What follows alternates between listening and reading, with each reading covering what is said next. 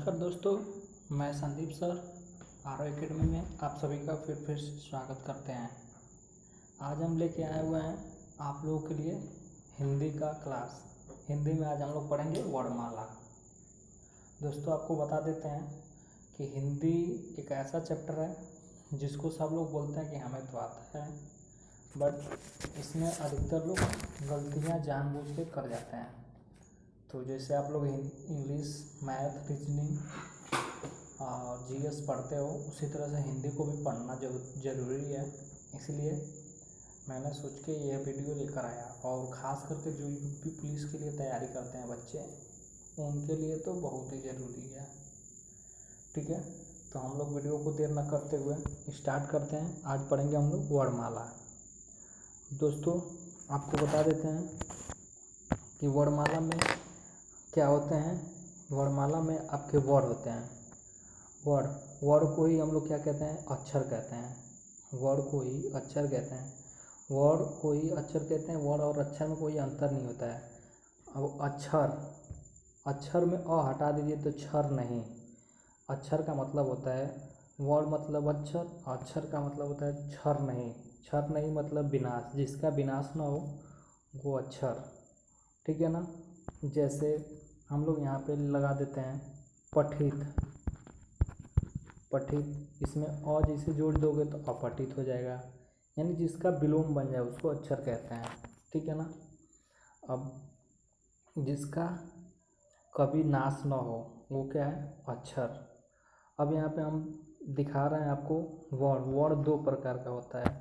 Word कितने प्रकार का होता है, दो प्रकार का। एक होता है स्वर, दूसरा होता है व्यंजन। तो आज दोस्तों हम लोग पढ़ेंगे केवल स्वर के बारे में, क्योंकि वीडियो लंबा हो जाएगी, इसलिए हम लोग व्यंजन अगली वीडियो में पढ़ेंगे। ठीक है, तो चलते हैं हम लोग।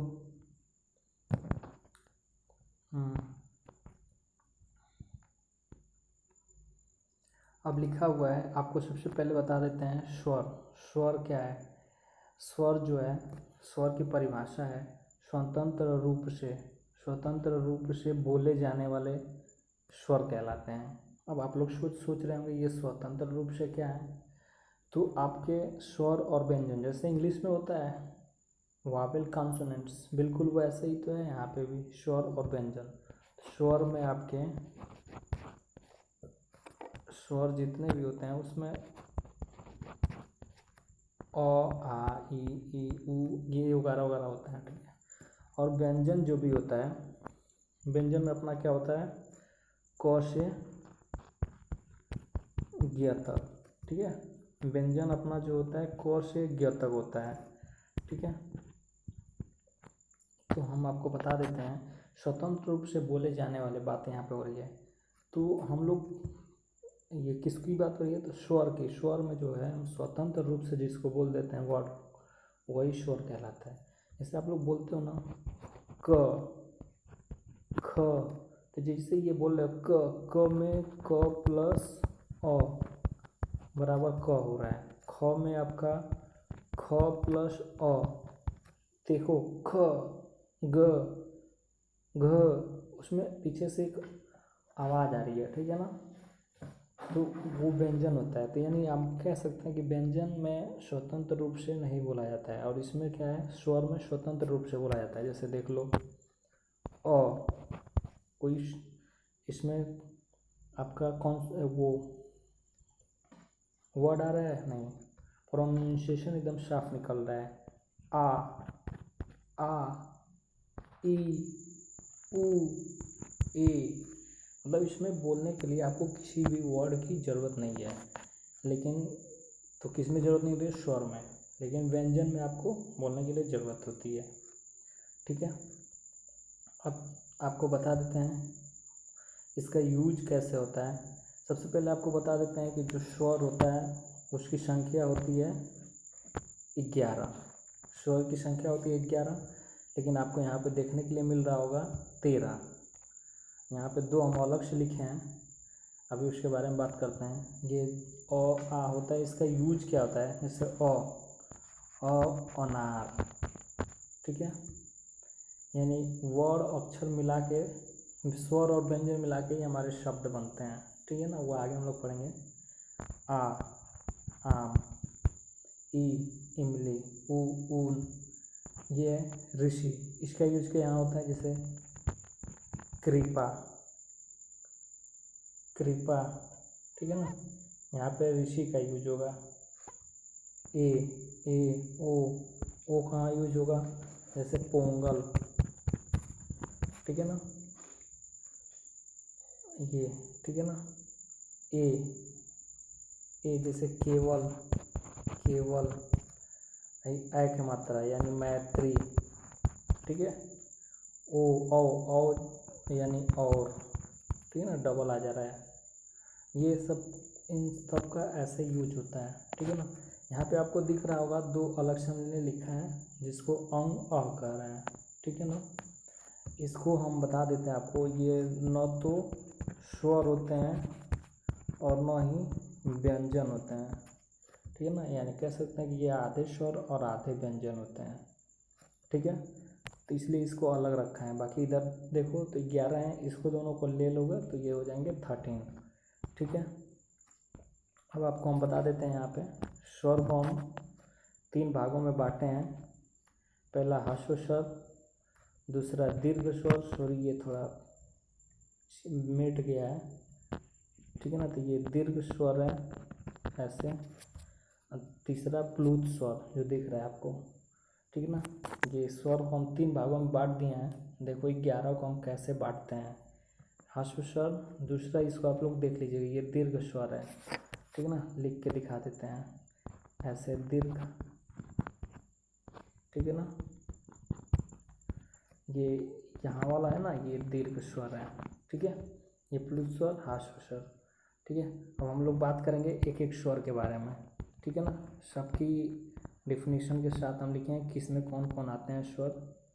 तो आपको बता देते हैं कि ह्रस्व स्वर में 4 होते हैं जिसको अ, ई, उ, ऋषि बोलते हैं।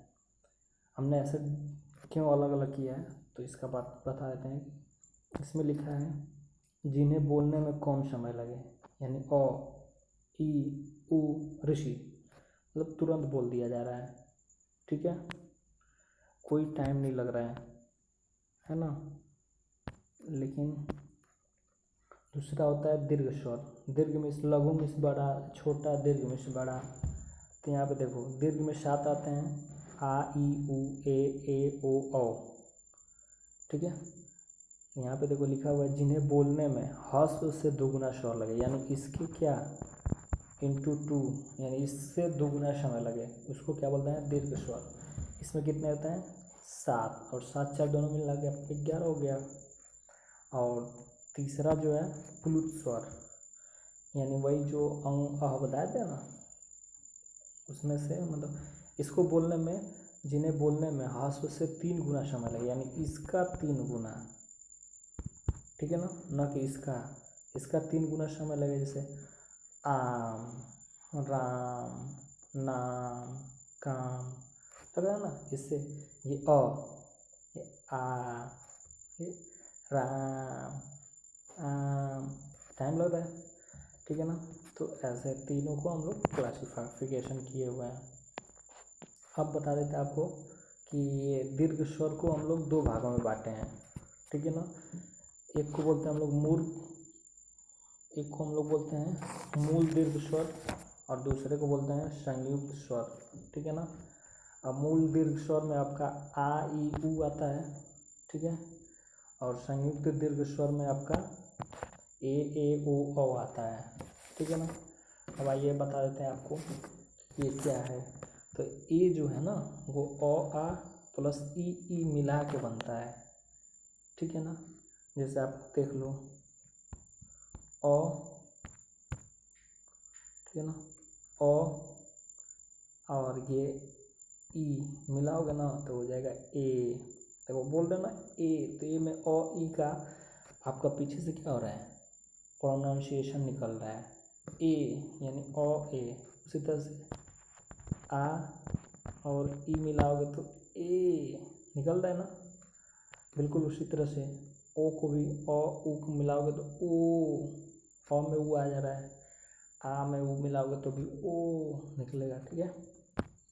तो ऐसे आपको चारों को ऐसे बनता है। ये आप पता है इसको डिटेल्स आप तभी समझ पाओगे। जैसे कंप्यूटर में हम लोग टाइपिंग करते हैं ना, तो वहाँ पे टाइपिंग करने के लिए जैसे ए लिखना होगा ना, तो आई और ए का बटन 2 बार दबाओगे तब जाके ये वाला वर्ड क्या होगा, राइट टाइप होगा। यानी ये वर्ड और ये वर्ड दबाते हो तभी ये टाइप होता है। यानी कंप्यूटर जो हमारा होता है ना, बिल्कुल हमारे वर्णमाला पे काम करता है, हिंदी टाइपिंग। ठीक है ना, कभी करके देखना। अब आइए आगे हम लोग बात करते हैं। आगे हम लोग अयोग वा, जो हमारा वो था अंग अ, उसको अयोग वा कहते हैं। ये ना तो पूरी तरह स्वर होता है ना ही पूरी तरह व्यंजन होता है। जैसे अंग अह, अंग को अनुस्वर कहते हैं जिसमें म हलंत होता है, इसका मतलब आधा। अह का विसर्ग बोलते हैं जिसमें ह हलंत होता है। जैसे इसमें आपको कोई वर्ड बता दें, आप सोच रहे हो इसमें कौन सा वर्ड बनता होगा, जैसे अम्बे, ये म ऐसे हलंत का मतलब होता है आधा। ठीक है ना, तो अम्बे।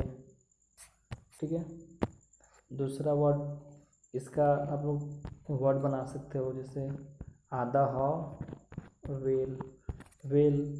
ठीक है ना, तो ये सब क्या है, यहाँ पे ये अंग वाला है तो अम्बे ऐसे भी लिख सकते हो। ठीक है ना, ये अम्बे। तो ये सब क्या है हमारे, देखो ये ना स्वर है ना व्यंजन। इसमें जैसे ये ह लिख रहे हो तो इसमें ह में अ आ रहा है, तो इसका कोई वैल्यू नहीं होती है। ठीक है ना, हम लोग चलते हैं नेक्स्ट। आपको बता देते हैं कि अब जो होता है एक और स्वर में आता है जिसको हम लोग इसमें लिख टाइप नहीं हो पाया है, जिसको हम लोग बोलते हैं आगत स्वर, आगत स्वर। ठीक है ना, अब ये क्या होता है, तो इसमें आपको आगत स्वर में आपको देखने को मिला होगा ऐसे कहीं कहीं लिखा रहता है आ। ठीक है ना, इस पे ऐसे होता है। ठीक है ना, इस पे बिंदु होता है, तो इसका भी 2 होता है। ठीक है ना, एक होता है, जैसे एग्जाम्पल इसका दे दें तो एक होता है, आप देखे होगे लिखा रहता है ऐसे, जैसे लिख दें टॉफ़ी, टॉफ़ी पे ऐसे चंद्र बिंदु लगा रहता है। ठीक है ना, और एक होता है ऐसे डॉक्टर, डॉक्टर पे बस ऐसे होता है। ठीक है ना, तो इसी को हम लोग आगत स्वर कहते हैं। ठीक है ना, ये 2 होता है, कहीं कहीं चंद्र बिंदु होता है, कहीं कहीं ऐसे होता है। ये वाला होता है ना, ये हमारे संस्कृत से है, और ये वाला जो है हमारे फारसी से लिया गया है।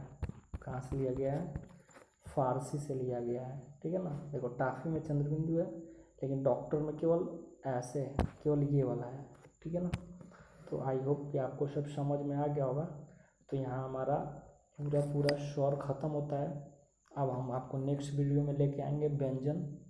व्यंजन आपका क से ग तक होता है, उसको भी कैसे कैसे डिफाइन किया गया है। और आपको बता देते हैं कि इस टॉपिक से आपके हर एक एग्ज़ाम में 4 से 5 क्वेश्चन एकदम आना है तो आना है। यूपीपी में तो कहिए मत, 7-8 क्वेश्चन आ जाता है, पूरा एग्जामिनर खुश होता है, वर्णमाला ही डाल देता है, सोचता है सब हमारे यूपी के बच्चे काखा गगा ज़्यादा पढ़ते हैं। ठीक है, तो इसलिए मैंने सोचा कि अन्य सब्जेक्ट तो हर बच्चे हमेशा पढ़ते रहते हैं, हिंदी को कोई अपने आप में एटीट्यूड में पढ़ता नहीं है, तो हमने बोला सोचा कि इसको भी हम लेके आएँ। ठीक है ना, तो आई होप आप वीडियो देखे होगा, आपको पसंद आया होगा। वीडियो देखने के लिए आपको बहुत बहुत धन्यवाद। फिर मिलते हैं हम लोग नेक्स्ट वीडियो में, तब तक के लिए बाय बाय, टाटा, जय हिंद दोस्तों।